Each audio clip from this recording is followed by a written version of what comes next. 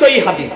একটা নাভির নিচে হাত বাঁধা হাদিস সহিহ হাদিস, নাভির উপরে হাত বাঁধার হাদিস সহিহ হাদিস, আর হাত ছেড়ে নামাজ পড়ার হাদিস সহিহ হাদিস।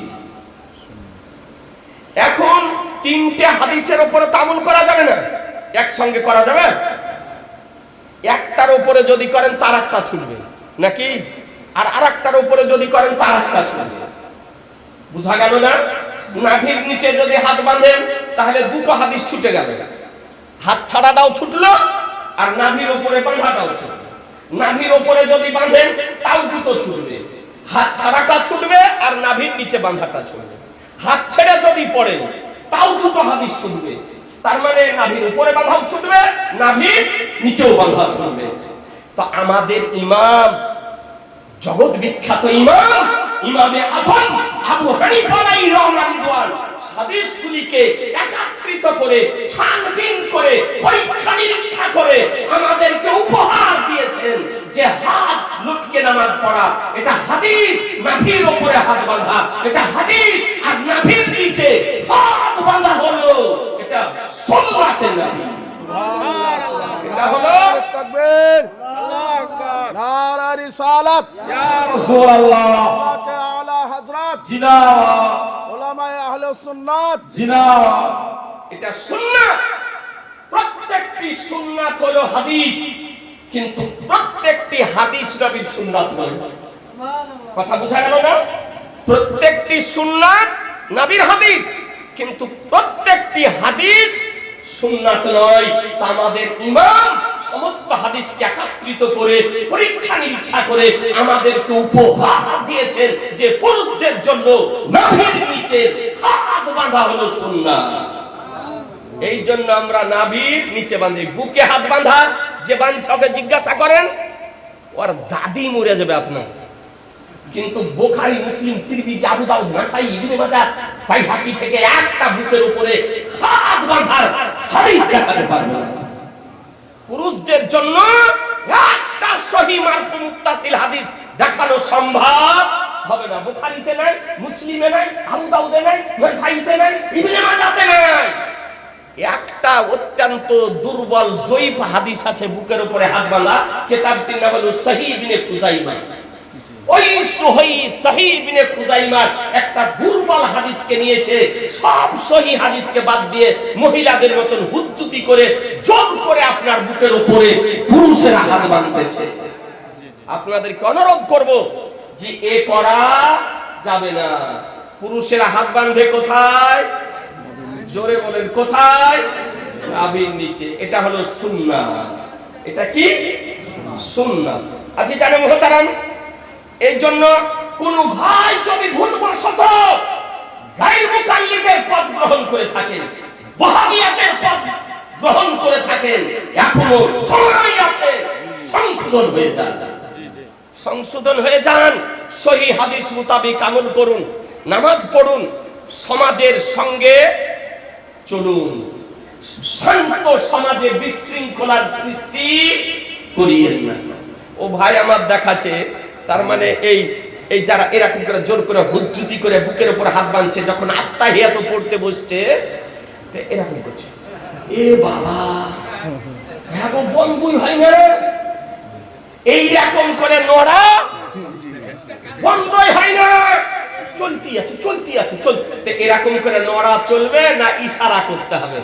একটা হাদিস বলে দিই ব্রাদারান ইসলাম, আমার নবী পাক সাহেবে লাউলাদ সাল্লাল্লাহু তাআলা আলাইহি ওয়াসাল্লাম নবী আমার কি করতেন, আমার রাহমাতুল লিল আলামিন পয়গম্বর। একটা হাদিস দেখুন, عن عبد الله بن الزبير أنه ذكر أن النبي صلى الله تعالى عليه وسلم كان يشير بأصبعه إذا ذهب ولا يحركها। সুবহানাল্লাহ, সুবহানাল্লাহ, বলেন না সুবহানাল্লাহ। এবারে আদারান ইসলাম হাদিসটি কোথায় আছে? আবু দাউদ শরীফ, লেবানন বাইরুতের পেজ নাম্বার 263, হাদিস নাম্বার 989। আবু দাউদ শরীফ, ভারতের প্রিন্ট, প্রথম খণ্ড, 142 পৃষ্ঠা। ক্বালা আন-নববী ইসনাদুহু সহিহুন। আল্লামা নববী বলেছেন হাদিসটির সনদ হলো সহিহ, সুবহানাল্লাহ, বিশুদ্ধ সনদের হাদিস। এবারে হাদিসটির বাংলা অনুবাদ শুনেন। আব্দুল্লাহ ইবনে জুবাইর রাদিয়াল্লাহু তাআলা বর্ণিত, তিনি বলেন যে নবী সাল্লাল্লাহু আলাইহি সাল্লাম এই দোয়াটা যখন পড়তেন আত্তাহিয়াত তো আঙ্গুলের ইশারা করতেন, আঙ্গুলের ইশারা করতেন।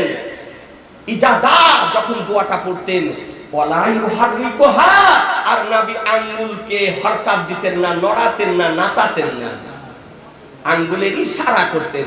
তাহলে বুঝা কি গেল যে আঙ্গুলটা ইশারা করা হলো সুন্নাত আর নড়ানোটা হলো সুন্নাতের খেলাফ। তাহলে নড়ানো চলবে না। মশলা হলো যখন আত্তাহিয়াত পড়বেন, আত্তাহিয়াতু লিল্লাহি ওয়াস সালাতু ওয়াত তাইয়্যিবাতু, তো যখন শাহাদাত পড়বেন তো হাতটাকে এরকম করে নেবেন, আশহাদু আল্লা ইলাহা ইল্লাল্লাহ, আশহাদু আল্লা ইলাহা ইল্লাল্লাহ। যেমন পূর্বে ছিল তেমনই হয়ে যাবে। এ বেরাদারান ইসলাম, নড়ানো চলবে না। ওয়ালাই ইউহাররিকুহা, আল্লাহর নবী বলছেন যে আঙ্গুলকে হরকাত দিও না, নাচায়ও না, নড়ায়ও না। এটাই হলো না নড়ানো, আঙ্গুলের না নড়ানোই হলো সুন্নাত, অর্থাৎ আঙ্গুলের দ্বারা ইশারা করাই হলো নবীর সুন্নাত। এ বেরাদারান ইসলাম, আপনাদেরকে বলতে চাই আলহামদুলিল্লাহ, তারপরে আমরা রুকুতে যাওয়ার পূর্বে রফায়ে দাইন করি না। হ্যাঁ, ওরা রফায়ে দাইন করে। এটা হলো লামঝাবির কাজ। লামঝাবি আমাদের এলাকাতে যারা নতুন নতুন নব্য লামঝাবি হচ্ছে, মাযহাব অমান্যকারী, ওরাই আপনার এটা করছে। তারপরে যখন ইমাম বলছে ওয়ালা দল্লিন, তো বলছে আমিন, জোরে ছাদের সঙ্গে যে টকরাচ্ছে আপনার। জি, আমিন বলতে হবে, জোরে না আস্তে? জোরে বলেন, আস্তে আস্তে আমিন বলা নবীর সুন্নাত, ফেরেশতার সুন্নাত। রফাইয়া দাইন করার হাদিস মানসুখ হয়ে গিয়েছে, রফাইয়া দাইন করা নবীর সুন্নাত। তারপরে আবার ইমামের সঙ্গে কম্পিটিশন শুরু করছে গো। ইমামও পড়ছে আলহামদুলিল্লাহি রাব্বিল আলামিন আর রহমানির রহিম, কি পিছন থেকে পড়ছে আলহামদুলিল্লাহি রাব্বিল আলামিন আর রহমানির রহিম। তো কম্পিটিশনের কি দরকার? ইমামও পড়বে, তুমিও পড়বে। হ্যাঁ, তোমরা চুপ থাকতে হবে। ইমাম পড়বে আর মুক্তাদি কি করবে? চুপ থাকতে হবে। সূরা ফাতিহা ইমামের পিছনে পড়া যাবে না। কোরআন শরীফের মধ্যে রব্বুল আলামিন বলেন যে ওয়াইদা কুরিয়াল কুরআন ফাসতামিউ লাহু আনসিতু লাল্লাকুম তুরহামুন। সূরা আরাফ 9 পারা 204 নম্বর আয়াত। আল্লাহ তাআলা বলেন যখন কোরআন মাজিদ পড়া হবে তো একাগ্রতার সঙ্গে শ্রবণ করো এবং চুপ থাকো। ওয়ানসিতু, চুপ থাকো, তবে আল্লাহ তোমাদের উপরে রহম করবে। তাহলে আল্লাহ তাআলা কি বলেন যে যখন কোরআন মাজিদ পড়া হবে তো তোমরা একাগ্রতার সঙ্গে শ্রবণ করো এবং চুপ থাকো, আল্লাহ তোমাদের উপর রহম করে। এটা নামাজের মধ্যে হোক বা নামাজের বাইরে হোক, যখন কোরআনে পাক তেলাওয়াত করা হবে তখন উপস্থিত ব্যক্তিকে চুপ থাকতে হবে। কথা বুঝে নিলেন? এ বেরাদারান ইসলাম, হাদিস শরীফে বর্ণিত হয়েছে যে ইমামের কেরাতি হচ্ছে মুক্তাদির জন্য যথেষ্ট, মুক্তাদিকে আলাদা কেরাত করতে হবে না। তো ই তো হাদিস বুঝে না, ই তো আরবি লেখাপড়া করেনি, ই আপনার ওই বক্তার বক্তব্য শুনে আপনার রাতারাতি চেঞ্জ। ব্রাদারান ইসলাম, আমাদের সুন্নি ওলামায়ে কেরামগণ আছে, তাদেরকে জিজ্ঞাসা করুন না, তাদের সঙ্গে বসুন না, তাদের সঙ্গে আলোচনা করুন না। তো তাদের সঙ্গে বসবে না, তাদের সঙ্গে আলোচনা করবে না, ও আপনার ইউটিউবে ওই অনভিজ্ঞ বক্তার বক্তব্য শুনে জোর করে আপনার দেশকে নামে সমাজকে অমান্য করে হুজ্জতি করে আপনার এই করতেছে। এই জন্য আপনাদেরকে বলবো খুব সাবধান, সতর্কতা অবলম্বন করুন।